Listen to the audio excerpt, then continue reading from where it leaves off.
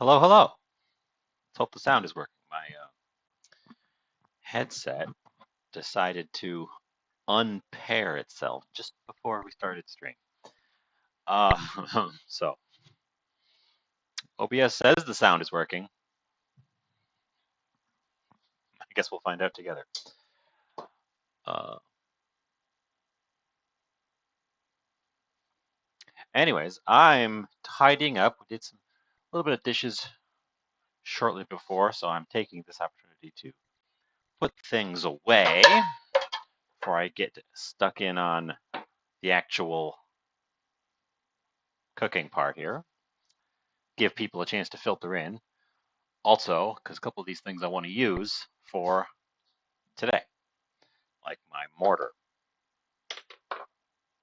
that needs a little bit of drying still.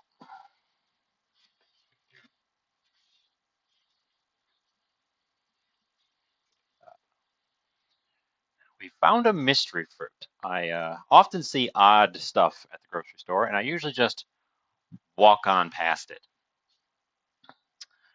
Today, I bought one. I just was like, that looks interesting. That looked interesting. I've never heard of it.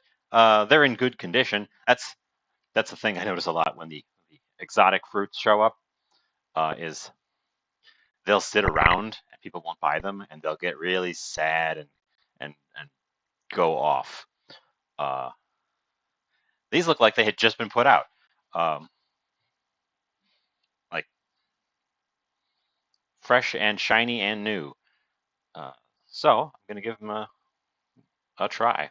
I'm hopeful. I've done a little bit of reading, only a little bit, uh, about whether or not you can eat them raw, because there are some things you just can't eat raw. And you can. So we're going to give it a taste. We're going to see what it does. See if I can come up with any ideas for it. It's not going to be our main dish today. We've got a main dish idea. Um, One of my friends likes Mapo Tofu, but was under the impression that it was not a meat dish, probably because it's named Mapo Tofu. Sounds like a tofu dish. Um, but real Mapo Tofu has quite a bit of meat in it. Uh,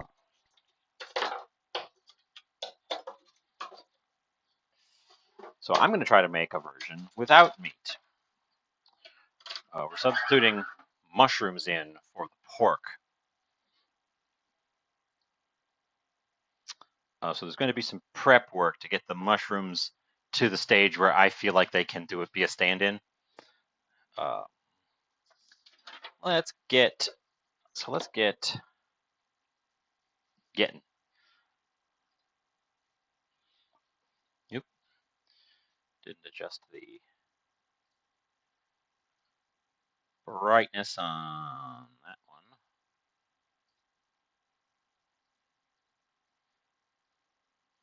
I also want to get. It's a pretty quick, dynamic cooking experience when we get that far. So I also want to make sure that all of my ingredients are prepped and ready to go before we dive in on it. So it's going to be a big chunk of prep. Oh, there's a pretty substantial delay on the old stream today. Huh. Well, I hope that doesn't cause any problems.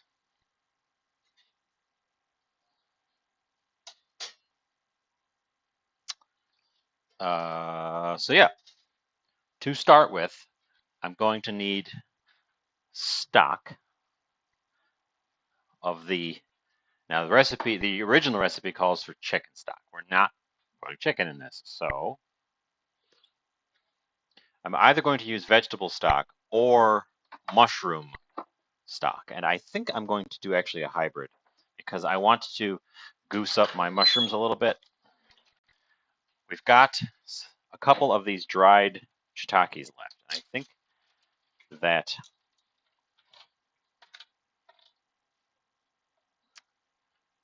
if I do a cup of water, I can get a cup of stock and I can zhuzh that up with the dried shiitake. Well, other way around. I'll rehydrate the shiitakes in a cup of water, and then I'll use that mushroom liquid with stock base to make a quick little stock. So we will start with, and we don't need a ton of this. So we're going to start with 1 cup of water, bring it to a boil, and these guys will have to boil for 5 minutes. And also, I want them to cool off enough so that I can handle them afterwards. So we'll get this part started first.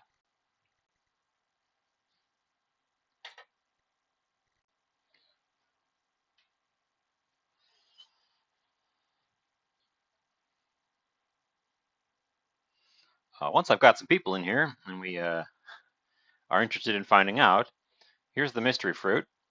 I'll just put that over there. We can break into that and see what the heck is going on in there. We also need rice for serving this. And that also takes a fixed amount of time. So I'll get the rice on the go.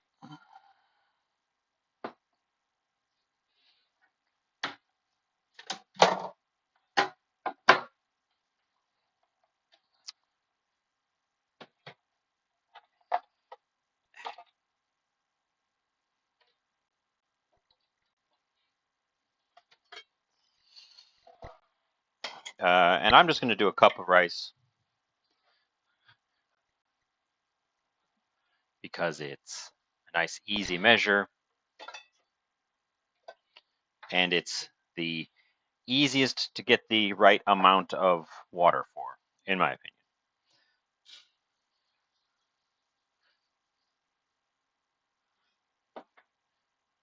And my rice cooker does a cup of rice pretty effectively without need for a lot of rinsing. Bring the bowl over here rather than carrying a cup of water across. So the thing about rice, and you won't get this impression if you just read the packages they come in.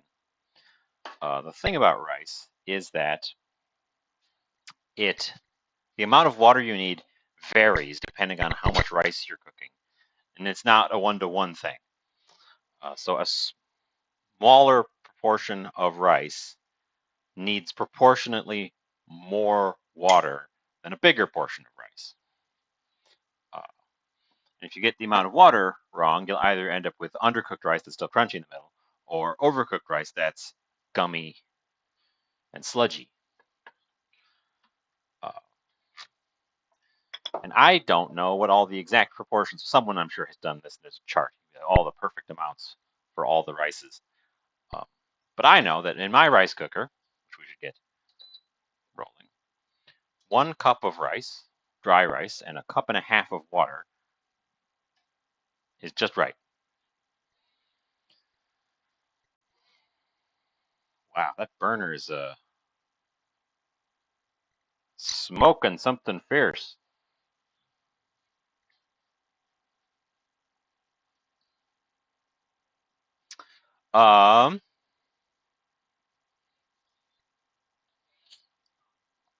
Here's the other kind of mushrooms I've got. And we've got a third kind of mushrooms because I've still got some from my friendly fox friend who has been growing oyster mushrooms. We'll throw in a mixture of mushrooms to try to get a good meaty substitute going.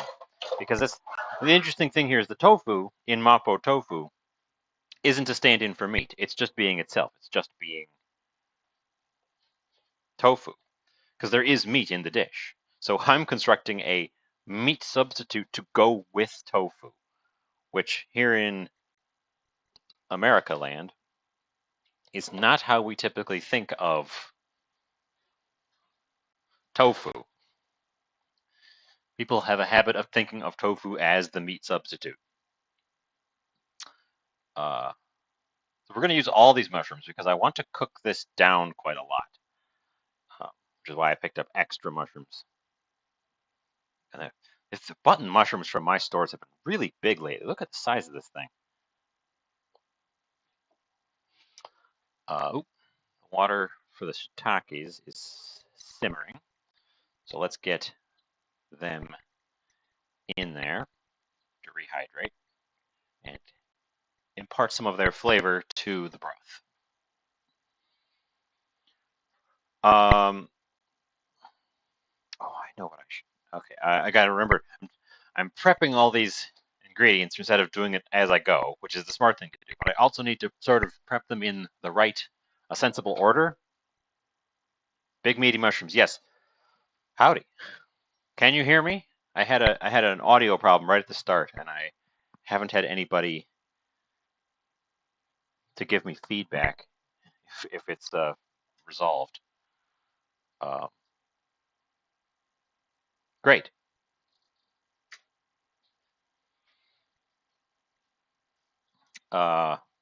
So I'm gonna get this tofu out of here and get it draining a bit. And I almost forgot. That takes a little bit of time.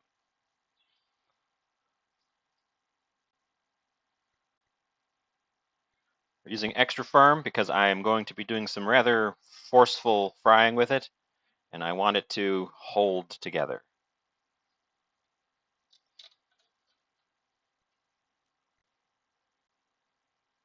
I think we're only going to use half of this tofu. It's quite a large block of tofu.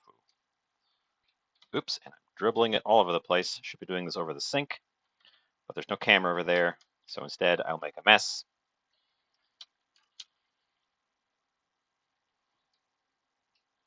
Tofu, packed in water, packed in tofu juice. Ooh, I can smell the mushrooms already. Shiitake mushrooms are so tasty. Somebody, I think it was Jen, after last time we cooked with mushrooms, came back and said, "Hey, I used shiitakes for the first time and loved them." I can't believe anyone has not tried these delicious mushrooms. Okay, this guy is going over to the sink. Definitely should have just opened it over the sink.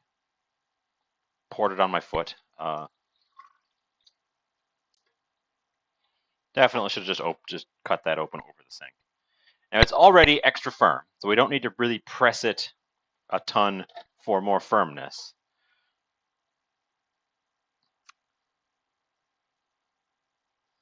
And because it's extra firm, a lot of the moisture has already been squeezed out of it. So I think I'm just going to let it rest in the sink on the back of its own packaging instead of doing a really, well, no, I'll do a little bit of a press. Squeeze the extra water out of it, helps it to hold together and fry a little bit better. So I'm going to take a couple cans of beans, and it was already a lid over here from something else that I used today, so we just slapped that on there, and we just put some weight on it, and extra liquid should just squeeze out the edges. I need like a portable camera that I can go over there with.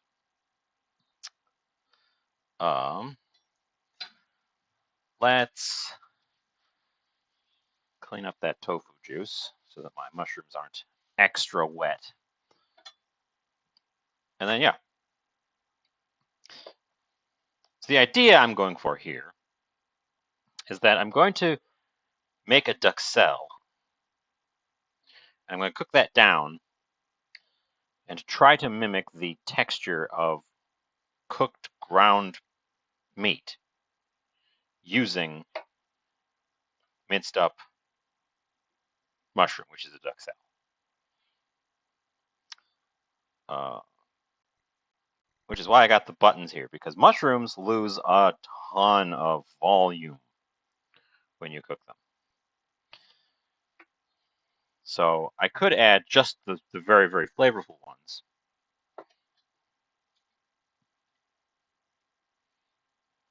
doing this like this because I'm distracted by the chit chat. Uh, Get out a bowl to hold these. I could just do flavorful mushrooms, but then they'll cook down and concentrate and cook down and concentrate, and I'll end up with a much more concentrated result. So I think I want the bulk of this to be less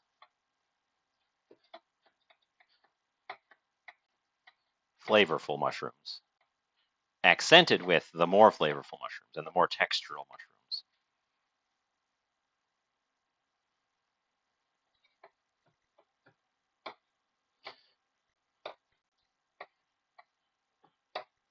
So there's going to be a period of me mincing up mushrooms. And again, they'll shrink quite a lot, so I don't have to get a really, really fine mince, just little chunkies. These are also going to take a decent amount of time to cook down when we get to that point. I want a faster way to go through these.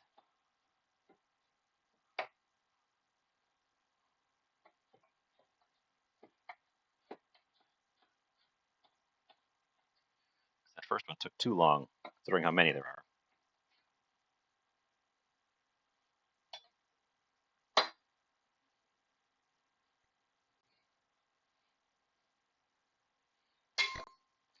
If they weren't so mushroomy, I would consider doing them in a blender. I don't have like a food processor. That would be ideal, I think. Then you could do it like a dice.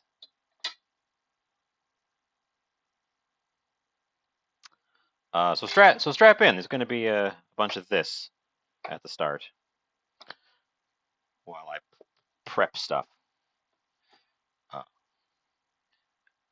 And yes, I'm going through the full process of prepping everything ahead of time. I know some of you don't like that,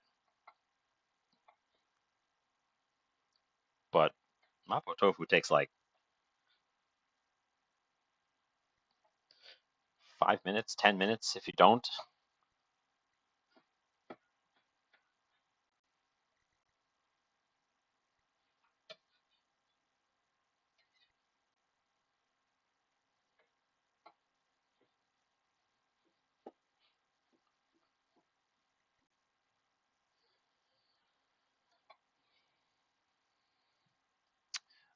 Plus, we've got a fun side diversion today in the form of this thing, which I can't, unless it's completely different than I think it's going to be. I can't imagine it going into this dish. But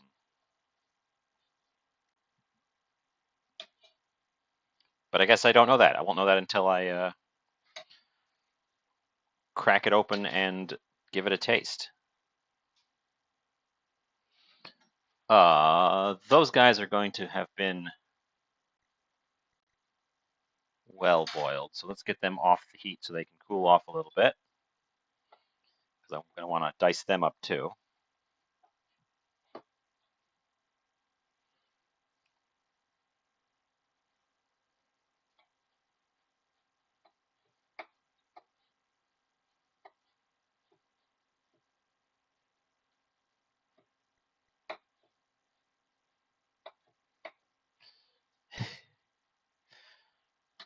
Who knew dicing an entire thing of mushrooms would take so long? I did. I knew.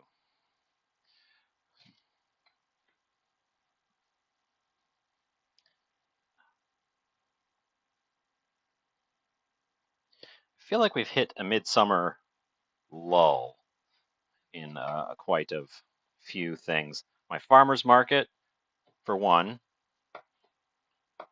The fall stuff hasn't started rolling in yet, but the spring stuff is all through. So there's a few things that are coming up for summer, but it's much less exciting than the things at the beginning and the end.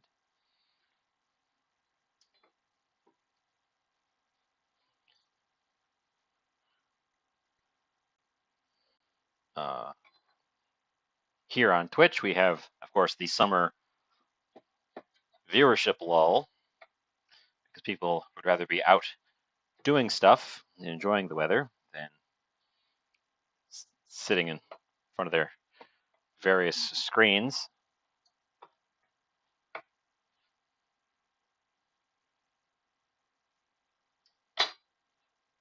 I'm getting the hang of this. It's speeding itself up.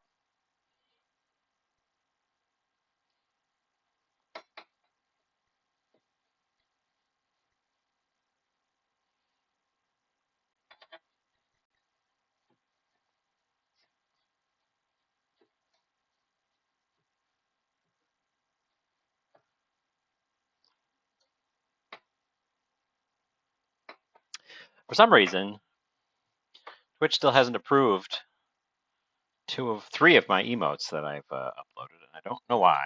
They're all the ones that approved are the blank face, the eating face, and the smiley face. The ones that disapproved are the frowny face with mouth open,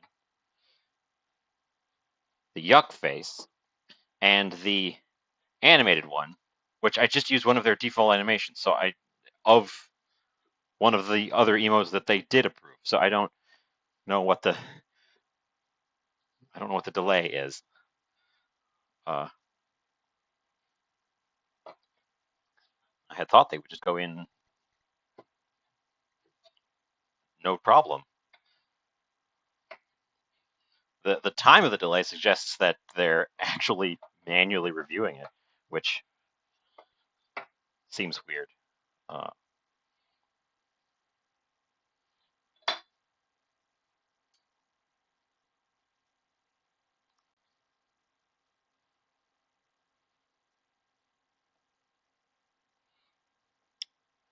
But I don't know.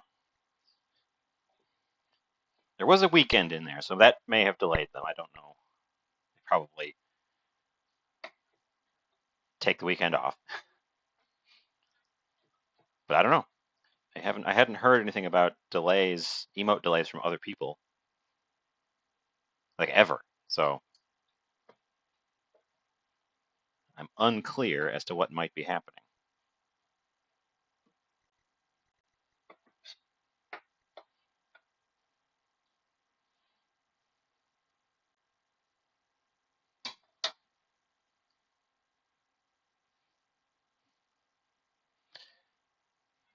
Boy, I hope watching me mince up a lot of mushrooms is as thrilling viewing as it is to actually do it.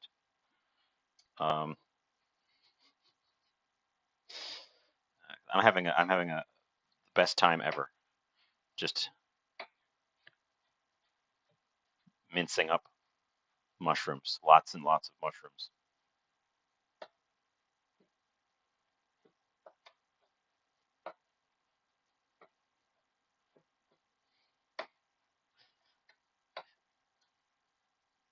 See, this is the thing. If I had a proper show, this isn't even the thing that would be a cut. This is the thing where the chef would cut one mushroom up and then be handed a bowl from off screen of already minced up ones. It is the same face with a different expression. I assume their algorithm thinks that they might be, I don't know, something that needs double checking. The one that really is weird is the animated one, because it's literally one of the emotes they did immediately automatically approve with one of their default animations attached to it. So what could it possibly? I don't know how that could possibly be something that needs reviewing, but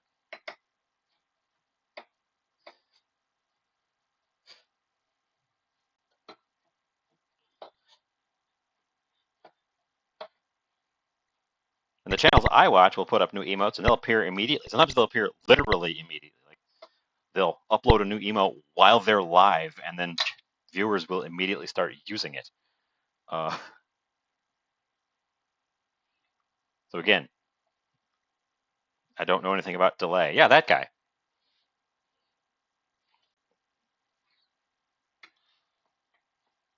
Don't worry, we're getting to the end of the mushrooms. There's literally only one mushroom left.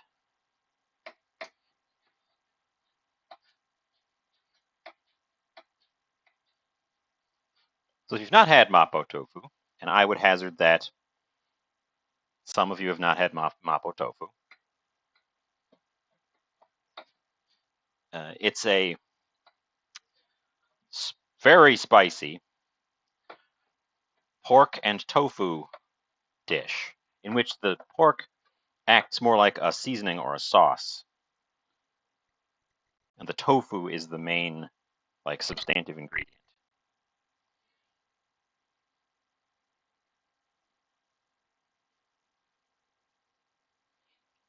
Okay, last mushroom. I've got all of the ingredients. So the two key ingredients that are completely non-negotiable, as far as I can tell, are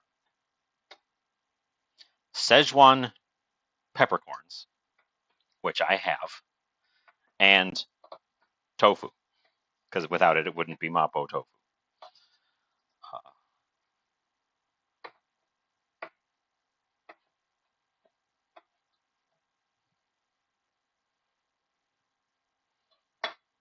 Okay, there's our giant bowl of minced up mushrooms.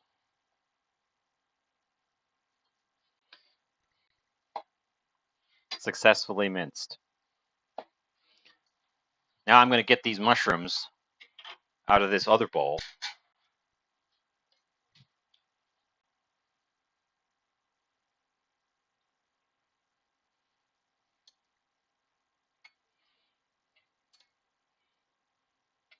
And we're going to mince those up for a change of pace.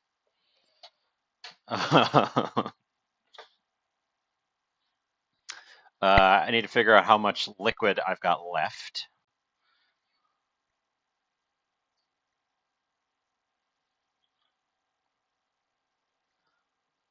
Less than a half cup.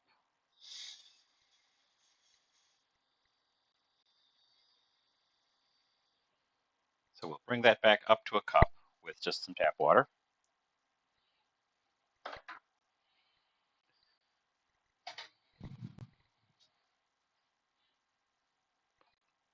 And it should just be a teaspoon of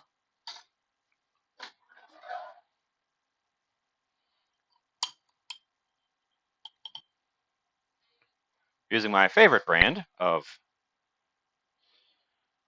concentrated stock, the Better Than Bullion. It's a little trickier to use than dried bullion because it's sticky, because it's a paste. But I think they got good flavor. And they're easier to portion out than like the cubes, because cubes come pre-portioned into cubes. And this stuff comes in a little jar, and you go in with a spoon. Other than the stickiness, that makes it very, very convenient.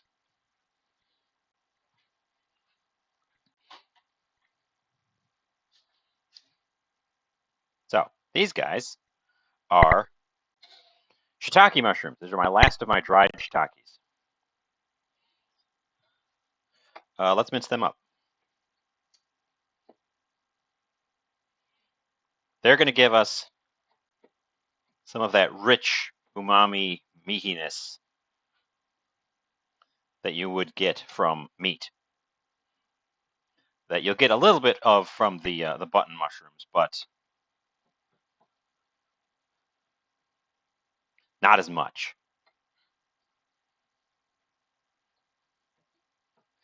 They also are a lot chewier than a button mushroom, even rehydrated like this.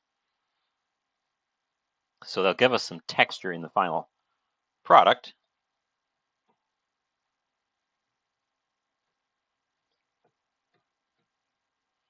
But if you don't have dried shiitakes, and you don't want to spring for fresh shiitake, just taking the side of my knife a little bit there, you could do without. Overall, based on pricing from just today, doing this with mushrooms is cheaper than doing it with pork. So I'm hoping I can get the flavor. If the flavor is just as good, or at least very similar, then I can recommend a mushroom-based version of this. But I don't know if it's going to work. This is a pure experiment. I've made the real thing with pork before. I've never made this with mushrooms. And it's not traditional, so it would be someone's home recipe if they did make it with mushrooms.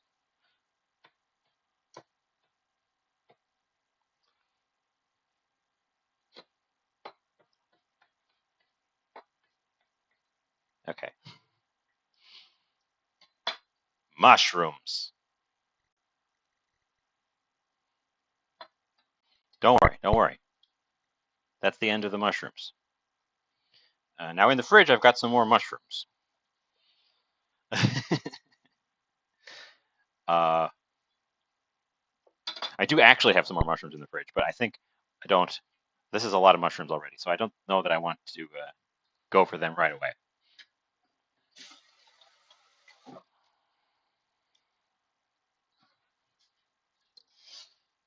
We just need to start putting together other ingredients.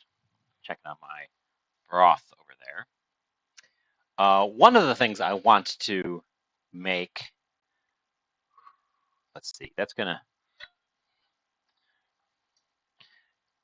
do I have just straight chili oil? I don't. Got this stuff. So I'm gonna need, oh, I know. Ah, that's a good idea. Okay. I don't have, I've got a little bit of Szechuan paste, but I've got quite a bit more of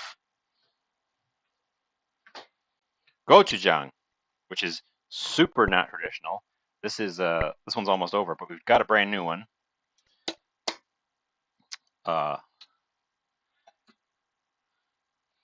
What I don't have is chili oil. But what I do have is chilies. So I'm going to make my own chili oil real quick. And I have not done that. I think you're supposed to make it in the bottom of the wok before you make everything else and then scoop it out.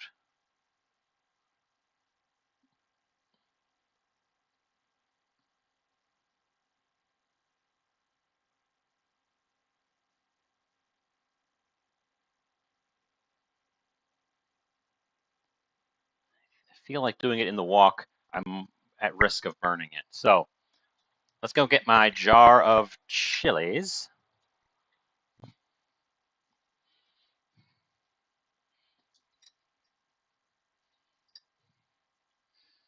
And get out a bunch of them. So having made this before, you need quite a lot of chilies for a Mapo tofu. It's not a subtle dish.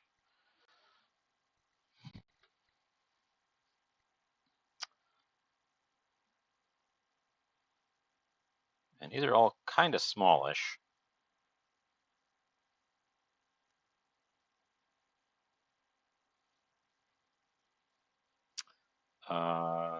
That many.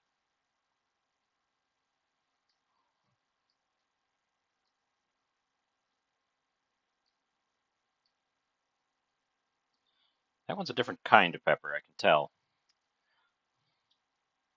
So I've got 10. I believe these were marked as Thai chili peppers. I think they might just be cayenne peppers.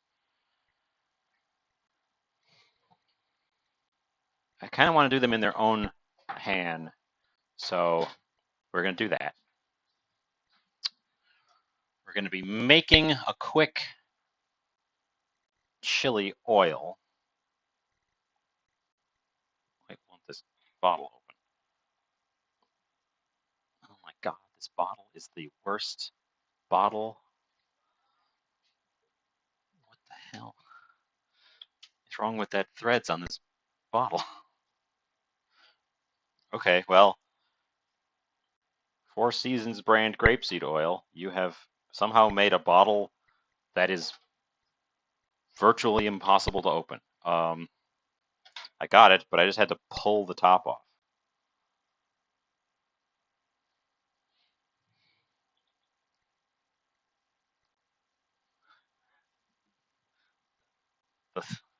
Weird. Weird. Okay, so a little bit of oil in the pan, and we're going to get that heating. I'm going to do it in a separate pan rather than do it in the wok because I want to control the pepper cooking a little bit more. But we are throwing these guys in there, seeds and all.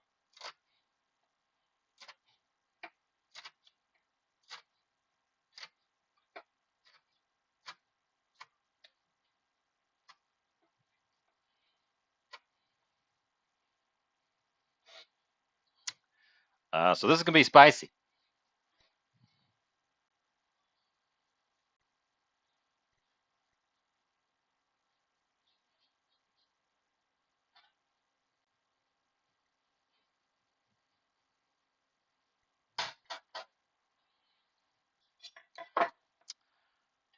And I've got one better as well, because you're supposed to use a mix of dried and fresh, and I don't have any fresh of those little Thai chilies, but I do have a semi-fresh, but not dried at least,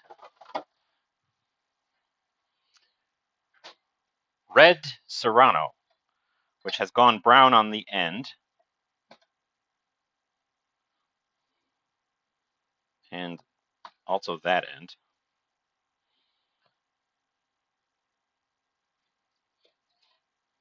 Oop, and it's gone brown in the middle. So fresh in that it's not fried or not dried, not fresh in that it's recently picked. I'm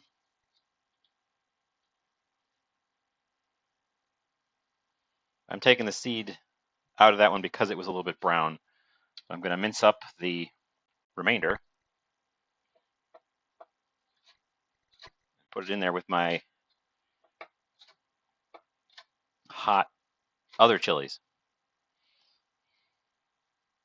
Hopefully, I don't destroy myself with the amount of spice I'm putting into this.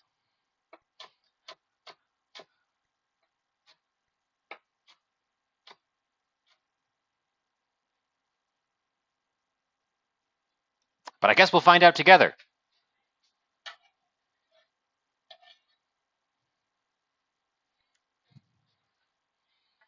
Serrano doesn't taste quite exactly the same as Thai chili, but it's close enough.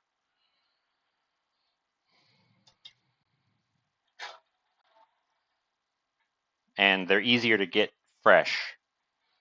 And I happened to have one that turned orange on me.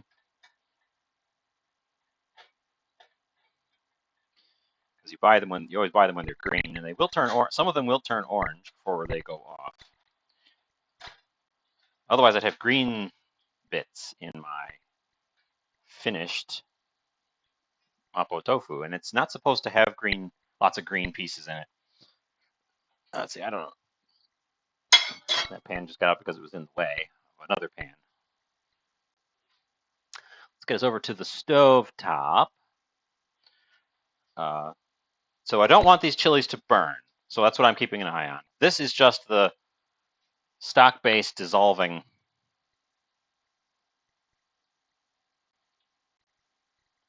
so that I can add it later. I think I should have had mushroom stock. I think that would have been the best. So we'll hope that this is a decent substitute. And I think that's well dissolved enough that I can just take it off the heat. Since I'm not constructing my Mapo Tofu on top of this oil, I'm going to prep this and then take it off the heat, and it's going to be an ingredient as well. So it's not.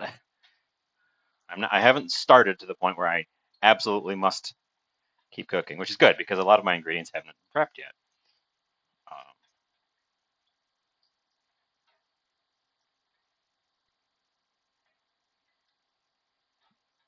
Hopefully, this is as spicy as putting 10 Thai chilies in it suggests it should be.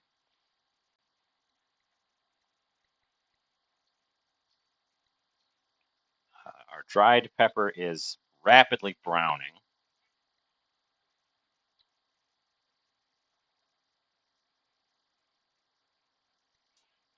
This is grapeseed oil as well, so this is a high heat oil, so I hopefully won't scorch the oil while I'm doing this. I just have to keep an eye on the peppers themselves because they will be acrid and unpleasant if I let them burn.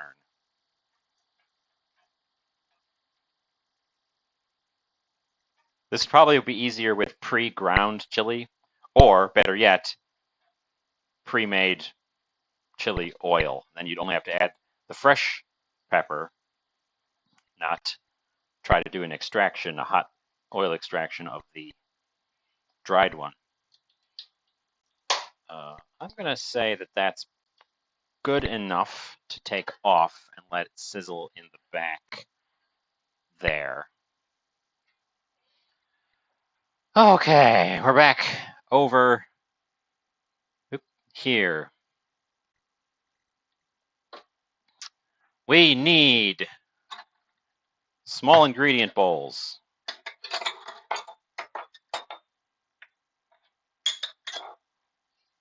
Several of them.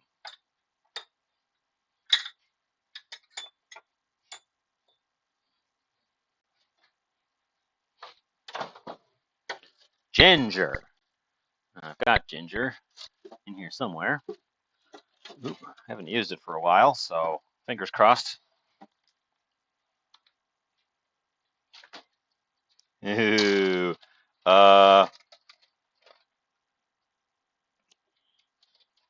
Well, there's some less than promising signs on the exterior of my ginger.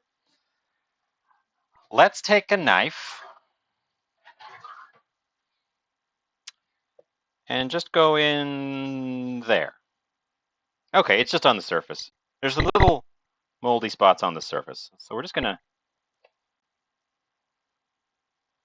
take those off. It was the broken surfaces, the cut edges from the last time I used this ginger that went a little green. But it didn't get into the interior, so we're still fine. I am going to take the skin off in chunks here. In part because I want to make sure there aren't any hidden patches of that underneath. Otherwise, I don't know, peeling ginger just seems like a waste of time, usually. Oop, there's some green there, but it's a different kind of green. That looks like it was trying to sprout out the end a little bit.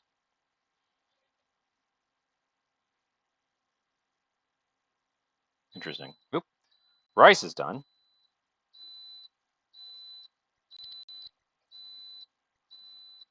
Okay.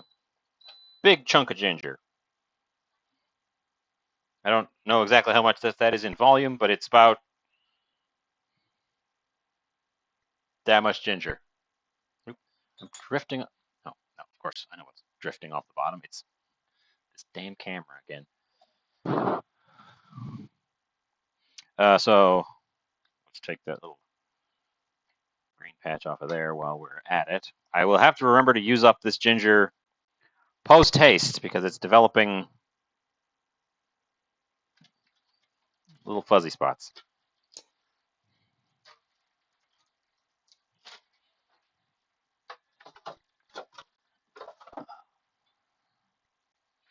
And garlic. And I'm going to grate the ginger to get a very fine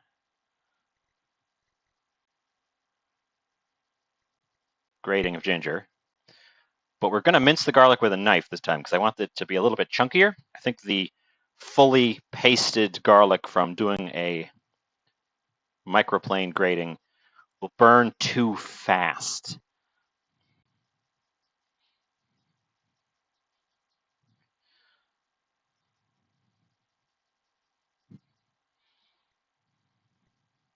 It seems like it's a different kind of. It still smells like ginger, but it seems like it's a different kind of ginger than the kind I normally get. The root seems harder and more fibrous, and the skin had those prominent stripes on it.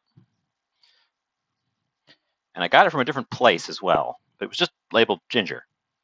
So I'm wondering if it's a different variety of ginger that I've just never seen before.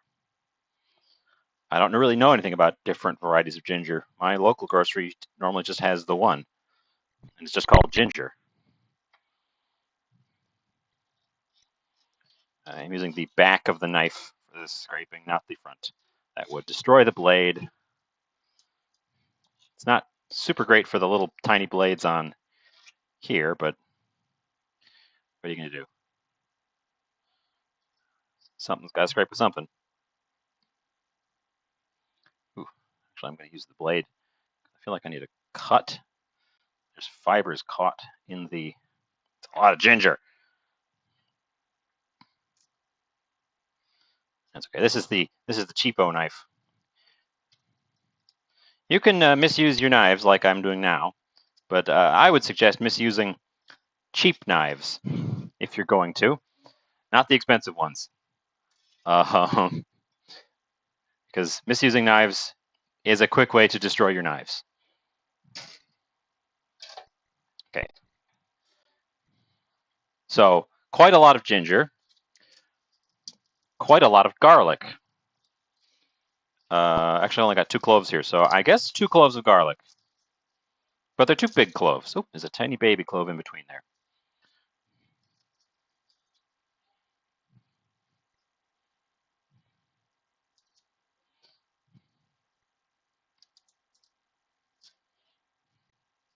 And like I said, I'm going to do more of a mince with these guys instead of run them through the grater as a paste.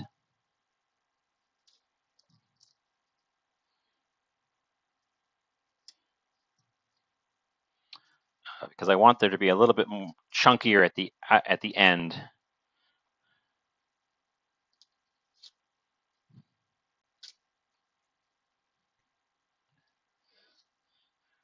This is going to be one of those episodes where it's a lot of ingredient prep and then just a small amount of actual cooking toward the end.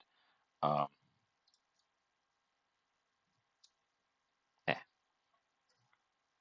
Turns out this big clove was actually 2 small cloves, very, very tightly stuck together. There's apparently a way to get garlic that does not cleave internally like this. It's related to the growing conditions rather than a variety of garlic. But you can get it so that it's just one big ball of garlic instead of these little separated out pieces.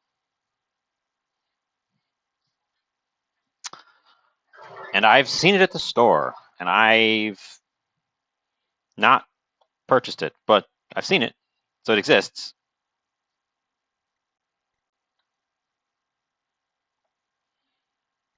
I imagine it would be fun for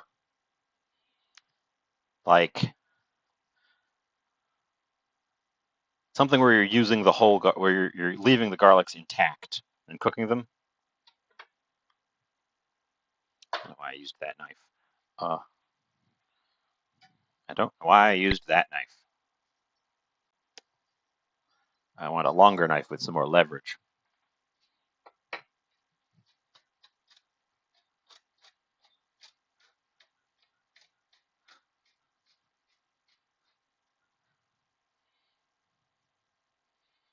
Garlic. So that's probably a similar amount of garlic in total to how much ginger I've got, which is what I was going for. We're just going hard on both of them. Like I said, Mapo Tofu is not A subtle dish.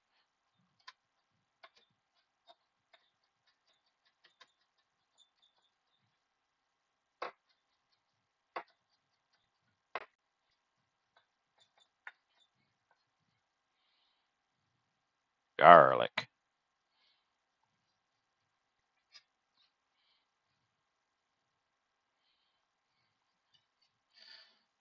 Get that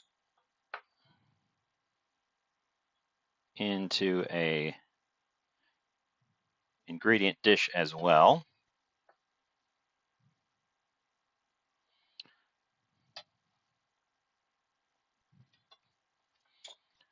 Next up, green onions. Or grunions. Your choice, one or the other. You got to have one or the other.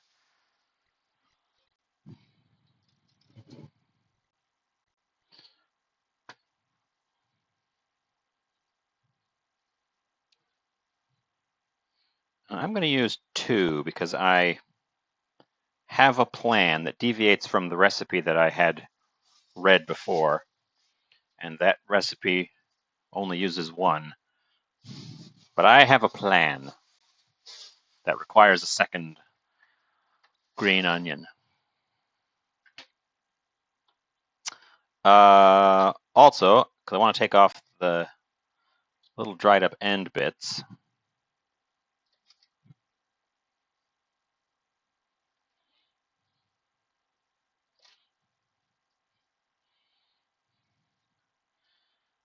And the rootlet ends.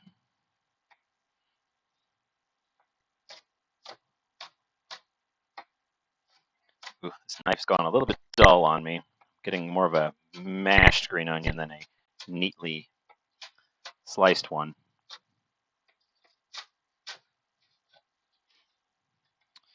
If I could use the very sharp knife to get some neat pieces. Yeah. Should have done that knife on the honing steel for a brief touch-up before I dove in on the green onions here.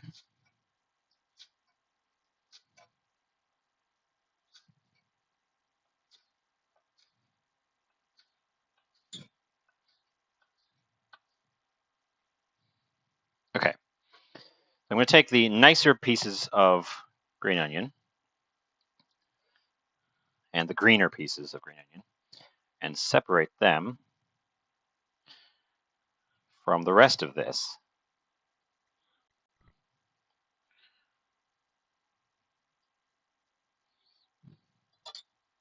Because part of this is going to be cooked pretty heavily, and part of this is going to be added toward the end. Let's see. Knife out of the way. Do I need any other things? Reminding myself with the recipe that's in the other tab. Oh, right. There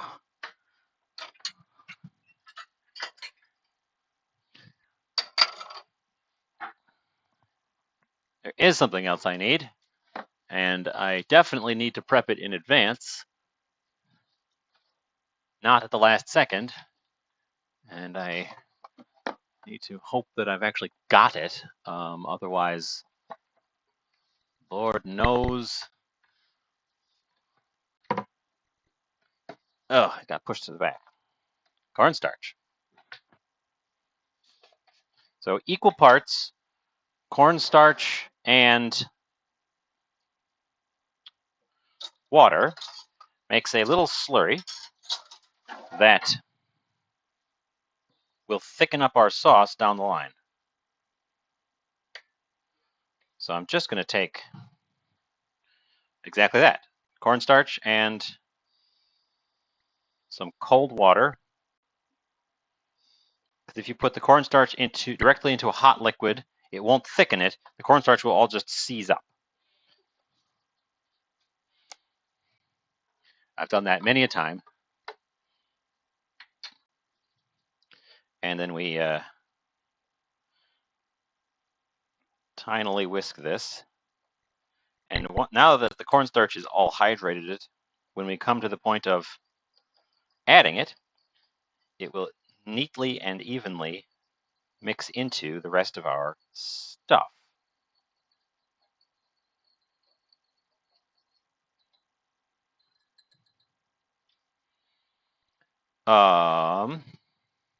So broth, chili oil, green pepper,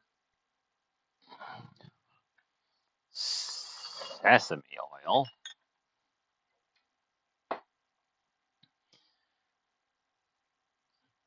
spicy bean paste, which we are using gochujang, garlic, ginger, and of course, do this one last.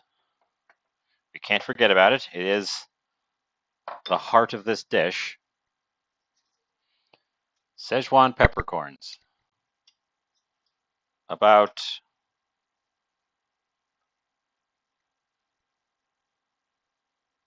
that much, I think. It's a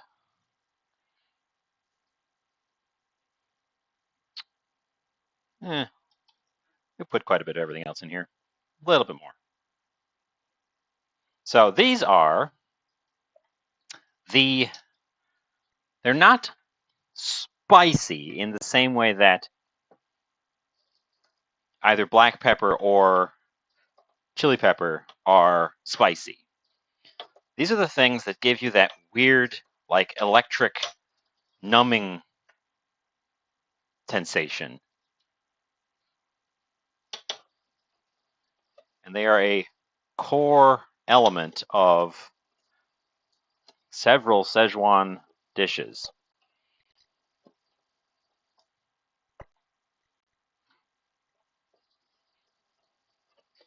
And you can't, I've never seen them at a normal grocery store. I've only seen them at specialty stores. Fortunately, we've got some Asian food specialty stores here in my town, and I'm able to get a hold of these. But they are kind of an odd ingredient that isn't showing up in regular American grocery selections. And it's actually not they're these little berries. See if I can find one.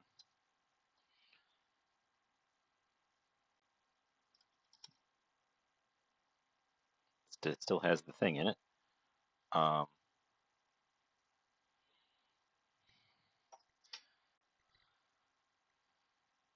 Is that going to focus? Not really. Not really. They're these little berries with a little husk on the outside.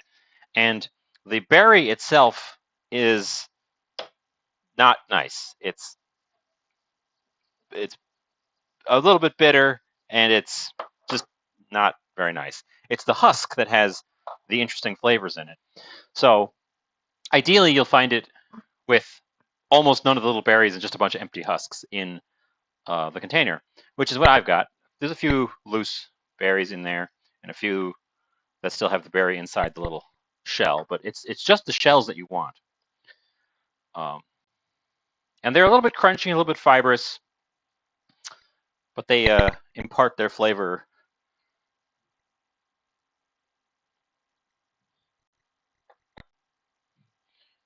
into the oils and stuff in your cooked dishes.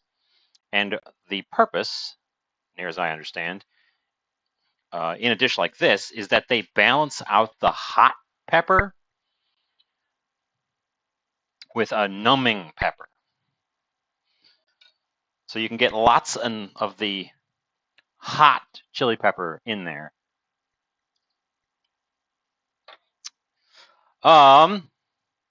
Yeah, only one item remains, and that is the tofu that we started at the very beginning.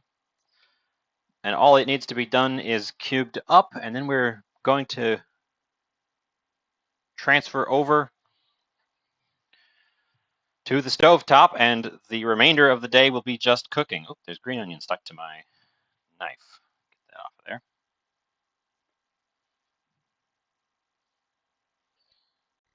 So extra firm tofu is, take it in half first. Extra firm tofu is very solid. If you're doing like a kebab or something with your tofu, where you want it to be stuck to a skewer, extra firm is the only way to go, because it'll hold its shape when you do stuff to it. We're going to be tossing this one around in a wok, which is why I've selected extra firm. I think you can get away with less firm for this because a wok is not actually as aggressive of a cooking environment as a grill.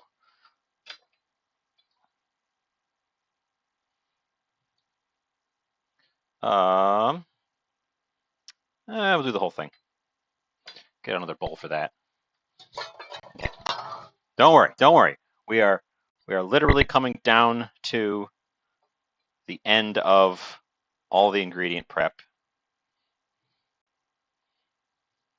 This is why I typically don't prep ingredients before I start cooking. I just start cooking and then prep as I go. And that's what creates terrifying nightmare scenarios where I need something to throw in and it's not ready and the dish can't wait. And I do that to myself all the time.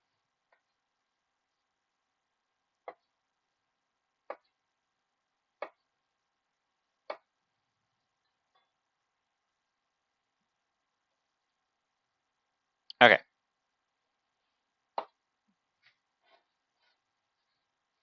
Okay, all of our ingredients are various stages of ready. Let's get over here.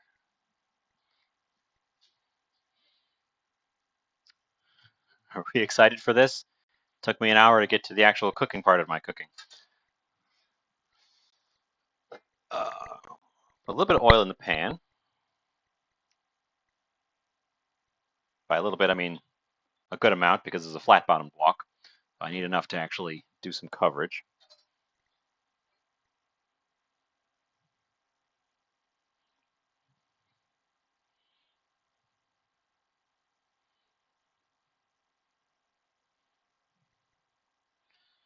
Okay. Heat on.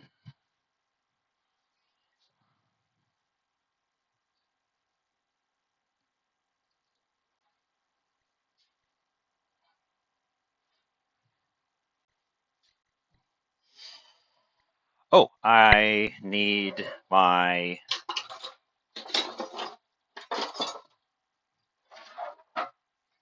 scooper. We're going to use the round-ended one because I feel like it's going to scratch into the existing seasoning on the pan a little bit less. You know what? Before this gets real going, I'm going to swivel us and center it a little bit more.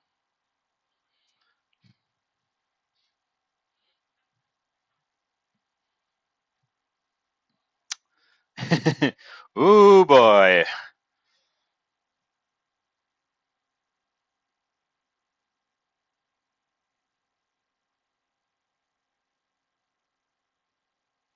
We're using more oil. I'm using more oil than I think the dish would normally call for. But part of that is because the mushrooms are not bringing any fat to the pan. Normally this is done with pork, which renders out a bunch of its own fat.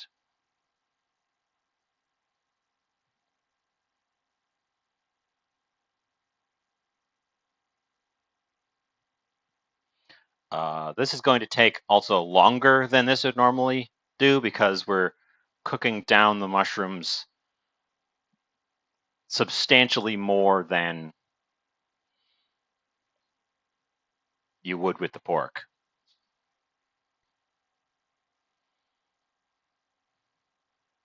So I'm just waiting for this to get hot, and then we'll start with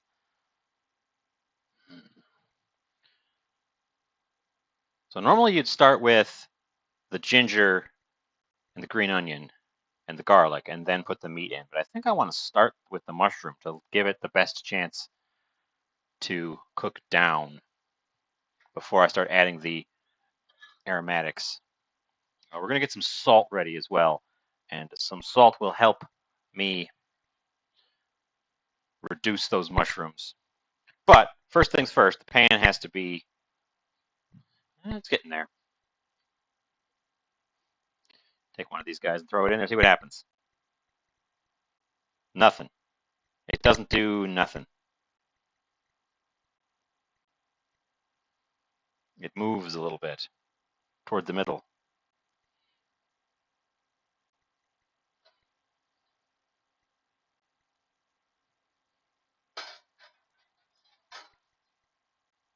Okay, well, it's sizzling.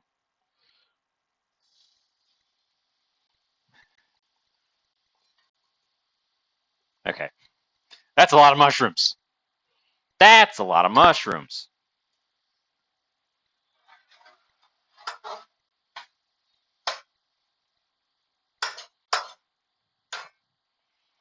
I'm also not super worried about putting mushrooms in early because mushrooms are notoriously so difficult to overcook.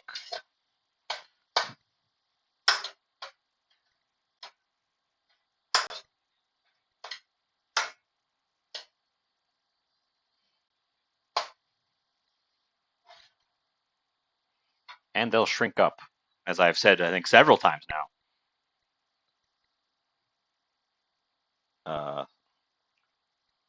Some salt, not too much because there's going to be salt added later because there's salt in the broth.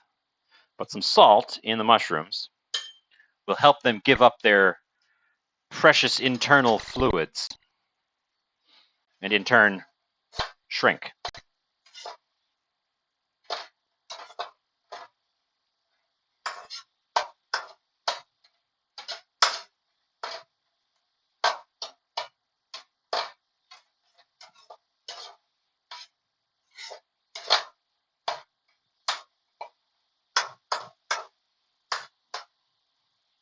We've already shrunk noticeably from just a few moments ago when I put them in.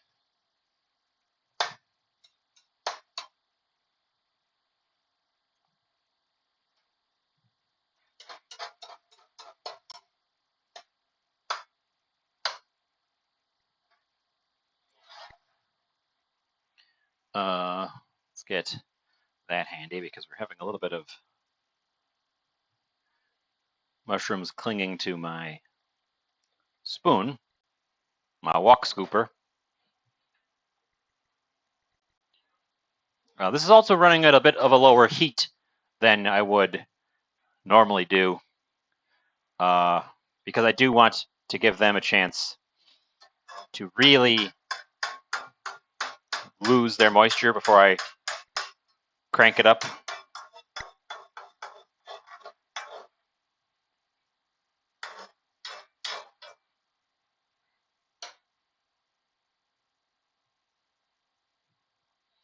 Although it could stand to be a little bit higher than that, I think. Hopefully, everything goes well from this point forward. We've got all our ingredients prepped. I'm just waiting.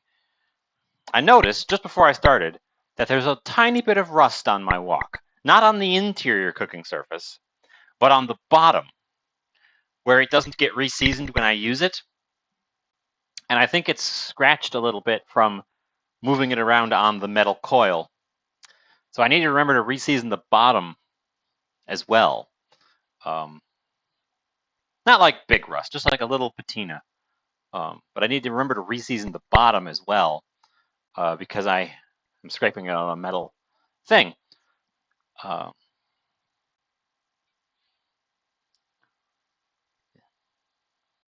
that hadn't really occurred to me prior to, well, noticing it just now.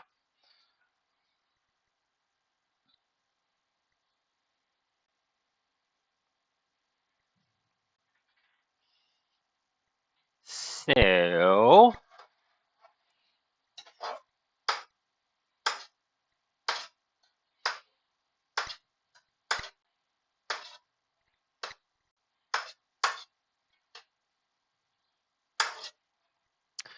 because woks, typical woks, are made out of carbon steel, not stainless steel. So they will rust, but they will also be able to develop the non-stick seasoning layer that you get on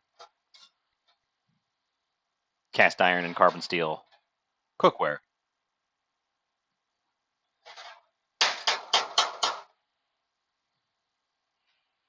It just really wants to stick to the inside of my scooper.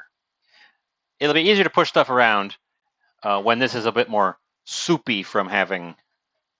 I'm just going to use the scraper to push the sides down. When this is a bit more soupy, after the broth goes into it and all the rest of that stuff.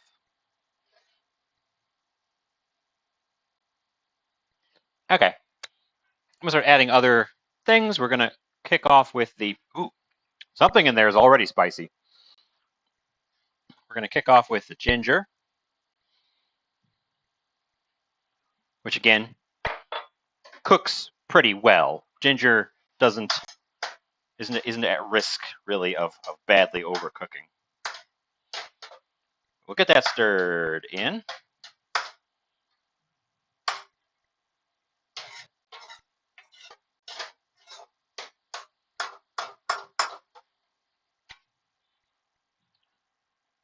Followed by the part of the green onions that were all kind of mushed up.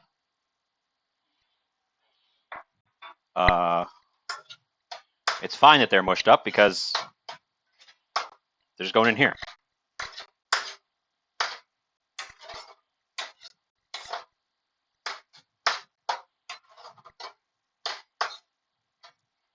We need more heat at this point.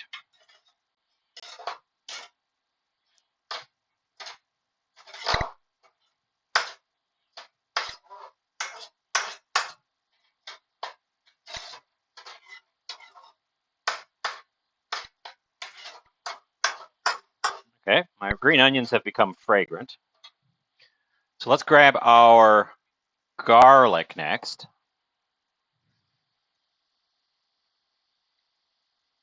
Put that in there.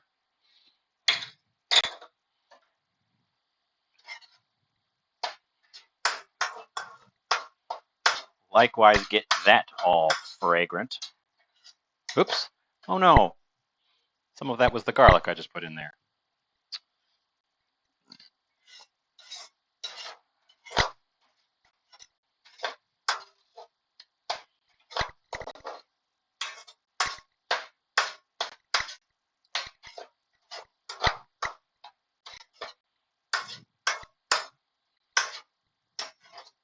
Okay. Smells like ginger and garlic, honestly. Taking our Szechuan peppercorns in the pan.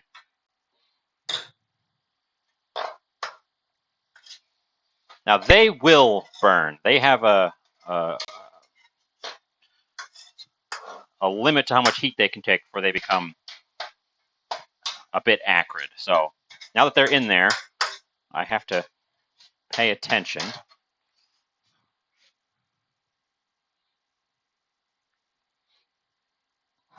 I should have prepped this. One thing I didn't prep. We're using gochujang in place of Szechuan spicy bean paste because it's just easier to find. I've got more of it, and it tastes nice. It's a very similar idea. It's not exactly the same, but it's a very similar idea to Szechuan spicy bean paste. It's made of hot peppers and soybeans.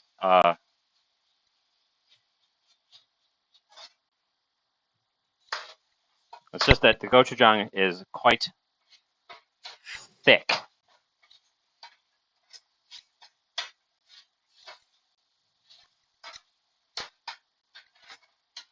Okay, I think that we've turned the heat up a little bit too far.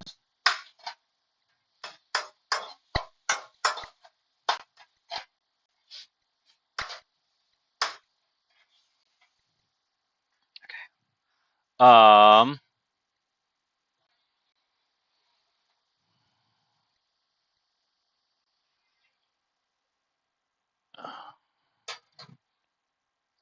that is our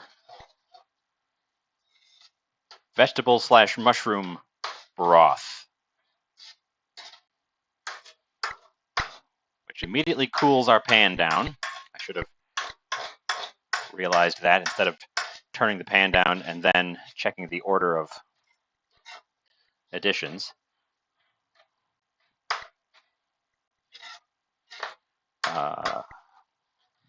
And this is the stage at which we start controlling for our final outcomes. We just added a bunch of liquid. When we add a bunch of cornstarch, that will thicken it.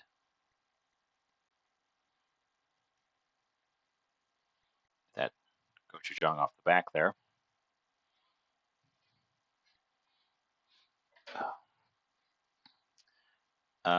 And we can, once they're both in there, we're going to let this cook a little bit to dissolve the gochujang before I add anything else.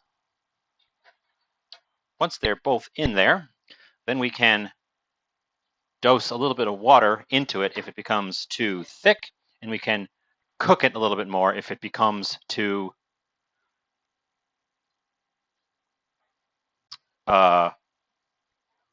watery.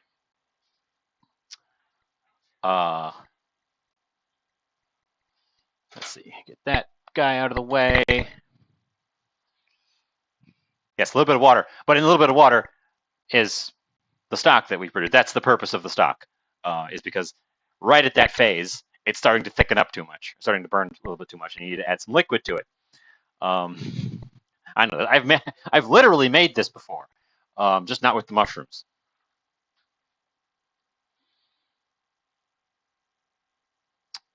Yeah. So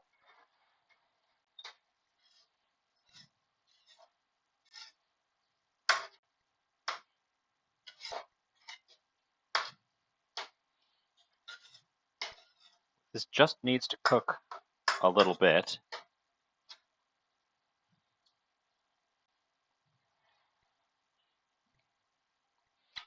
I am going to take our cornstarch and throw that in there. Oop. I'm going to tiny whisk it briefly because it's separated a little bit, because I don't think there was quite enough water in my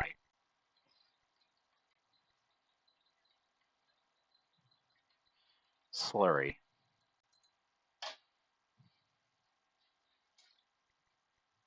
Let's get that in there and stirring around so that it does not clump.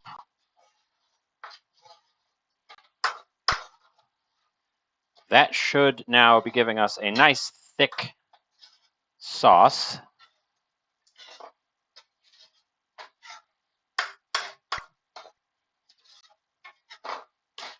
Yes.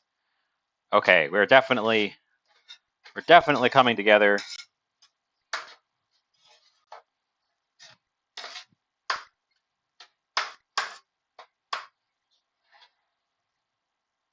Now here's one of the fun parts.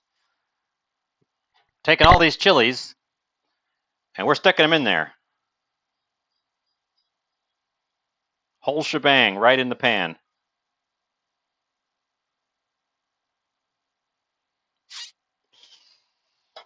Yep, that's a lot. Ooh boy. I've said it a couple times. It's not a subtle dish.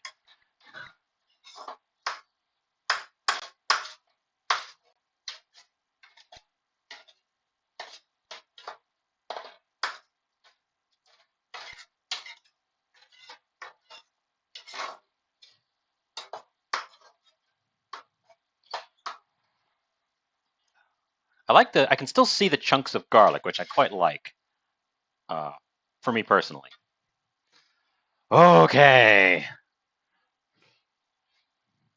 Uh,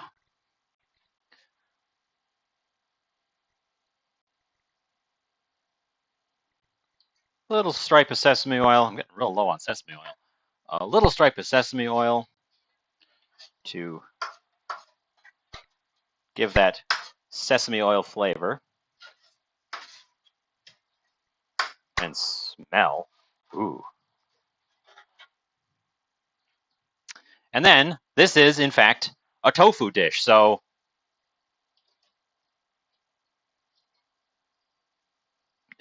tofu. Looks like that block was just the right amount, actually.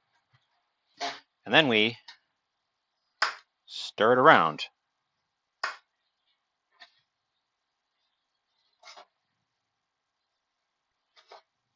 And this is why you want a tofu that can take some punishment. I feel like silken would just fall apart. This is extra firm, as I said, but I think regular firm would also work here. I just think that silken would fall apart.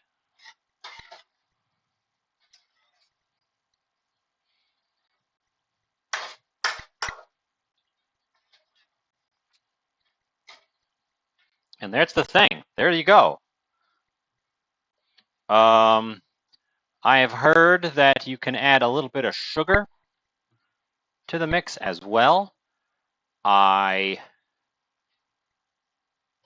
am going to do that. Stir that around.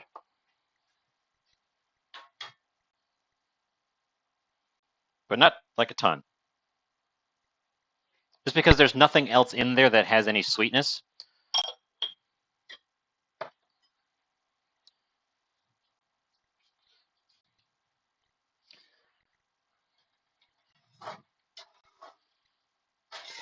And get it out of there before it starts to stick or burn to the bottom, because the tofu will try to grab onto the bottom of my pan. I know it will. I've done that before. I'm sure a properly seasoned wok, the tofu would just slide over it, but it's a little bit right there. I know in mine, the tofu grabs on. My seasoning's not quite good enough. That is our thing, and I should probably taste it before I totally take it off the heat, just to see if it needs anything, while I still have a chance to add stuff to it. But I won't tell you about it.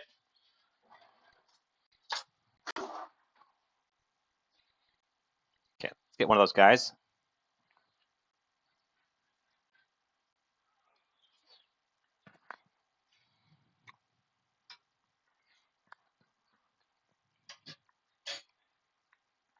Oh, it's spicy. Mmm.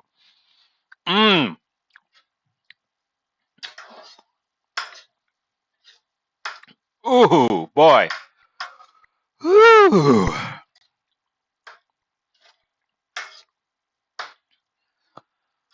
Ooh wee. Okay,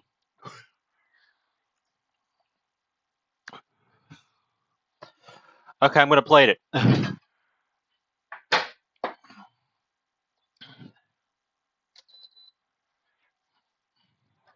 I tell you what, it's got a bite. It bites you back. I think we're gonna have a glass of milk on the side with this one.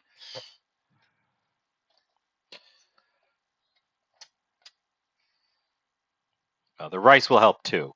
It's not meant to be eaten straight. It's meant to be served over rice. But it's got a kick. Oh boy.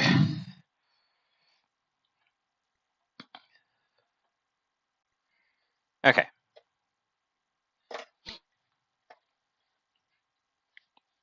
So I switched focus over here.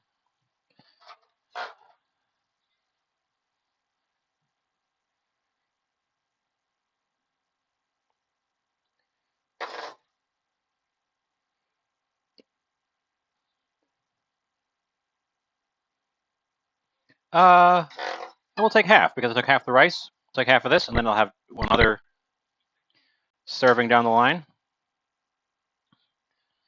It's a big bowl of food.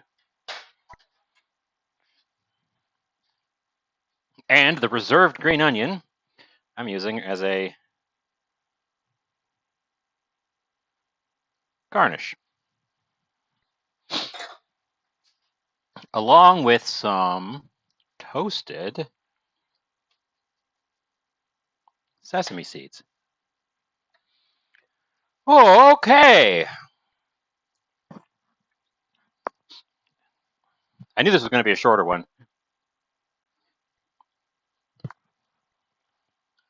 Because wok cooking always is much quicker than most of the rest of the stuff I make. So let's give it a proper taste. Tell you what, let's give it a photo in the plate. Then I'll come back, give it a proper taste.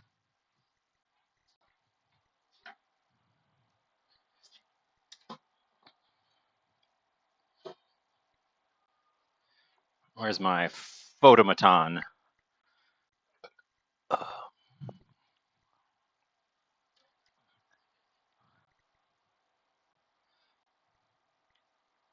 And then I also want to give a taste of that mystery fruit.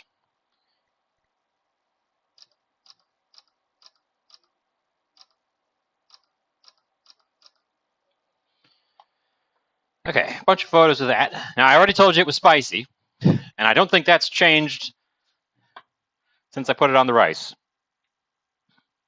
Well, let's give it a proper bite with all the stuff on it. One of those green onions.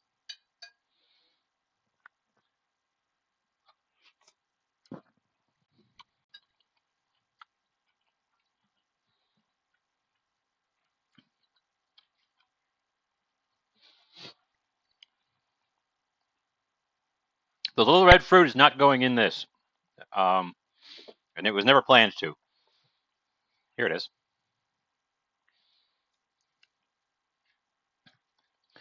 The Mapo Tofu, actually with the rice helps balance it out a lot. I'm surprised I'm not missing the pork in it at all. I think maybe the pork would give it a more unctuous texture, but I think the flavor is not a really huge factor from the pork. I think mushroom is actually a perfectly viable substitute. And with the pork being swapped out for mushroom and us using a vegetable stock, it makes this a fully vegan dish as well. Because I didn't use any shrimp. Yeah, there's no shrimp in any of the things I used either. I'm just checking backs of labels. Yeah, I'm pleased. It's very spicy. I'm not going to lie. It's very spicy. But it balances itself out. The rice helps soak it up a little bit. And the Szechuan peppercorns, which I could also add a sprinkling of fresh ones over the top to give it a little bit texture and a little bit brighter flavor. But the numbing effect actually helps balance out the spice quite a bit. Considering how many hot peppers I put in there.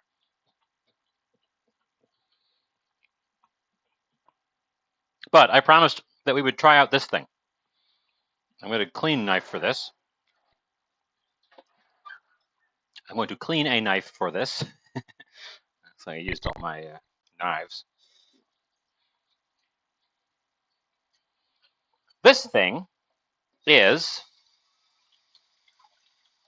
I posted earlier today on Twitter when I found it, brought it home. But this thing is a tamarillo, a red tamarillo. It's from South America. Reportedly, you can just scoop it out, cut it out, scoop it out of the flesh with a spoon and eat it. So it should be edible straight up. Other than that, I don't know what to do with it. I deliberately didn't read about cooking with it. Its skin is similar to a tomato, but it's much firmer. I'm also in reading, and you can kind of see, because it has that same kind of stem end thing going. This is just a tomato. It's in the nightshade family, but I guess it's a tree, not a little shrub. So let's find out. Oh, it's very firm skin.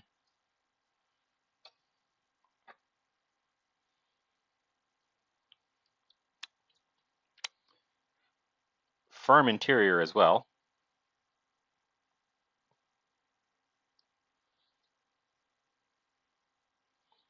Huh. Well, it's bright orange. Ooh. Ooh. It smells.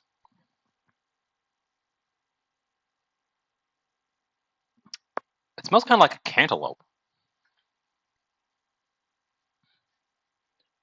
I think it's hard on the end where the stem is, but it's soft and squidgy and almost like a tomato in the middle there.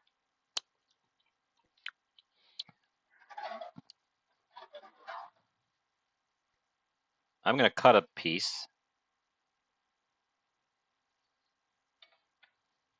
and give it a taste. It's soft. The flesh is very soft, actually. The seeds are a little bit hard, but they're very, very small. They're not like break your teeth hard, but they're a little bit hard and they're very small, so you could probably just swallow them.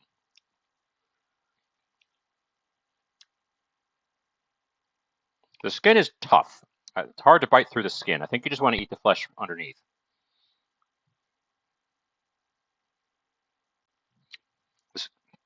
The skin is also a bit bitter. The flesh is sweet, faintly citrusy, but I don't know that I could tell you what a persimmon tastes like, but this reminds me of like it reminds me a lot of a cantaloupe, possibly a mango. It's tart and sweet. I taste that middle bit. It wasn't the cheapest thing in the world. Um,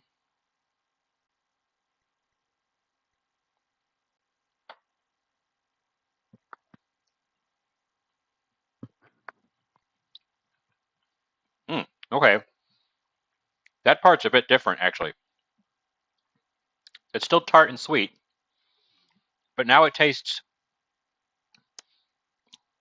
like a cantaloupe crossed with a tomato. This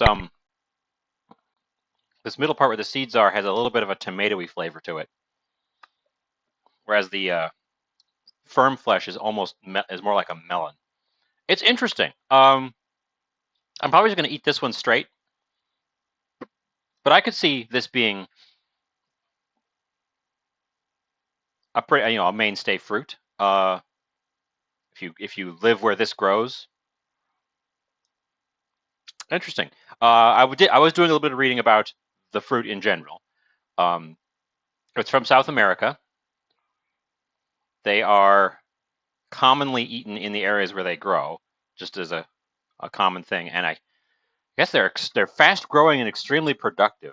And it looks like they're like solid enough that they would ship well. So I'm surprised they haven't been exported more. I would not be displeased with seeing these at a lower price and a higher volume. Because as it is, this thing cost me $3, which for one piece of fruit is high. And then that has to be entirely shipping because it came from somewhere in South America. Um, huh.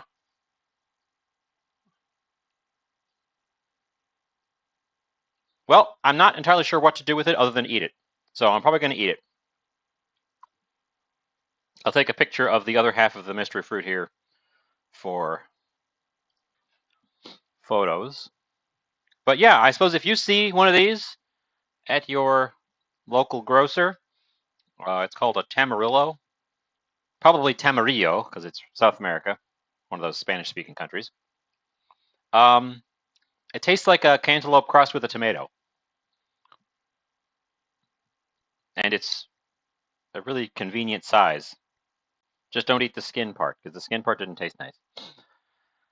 Anyways, here we are. Come to the end of all things once again. I guess we had a low turnout day.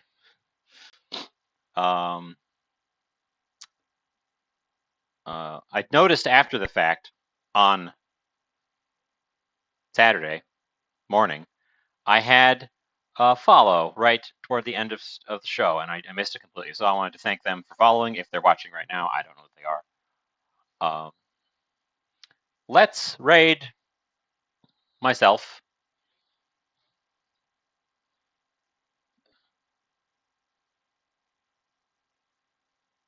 Over to someone as we wrap up.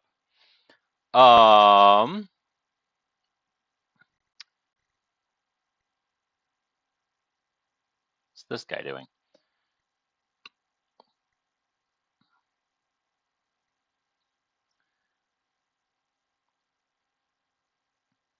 Let me quickly mute that panel.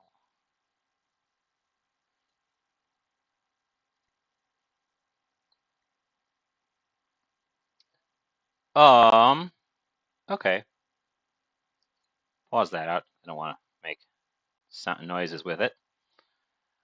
We're gonna go raid BBB Bubs, who is cooking. Doesn't say what he's cooking, but he's cooking something. I don't often get to raid into an active cooking channel, so we're taking advantage of one of them being on at the same time I am. I know I had a little bit of a shorter show today, as well as a little bit of a low turnout, but the Mapo Tofu is a success, I say.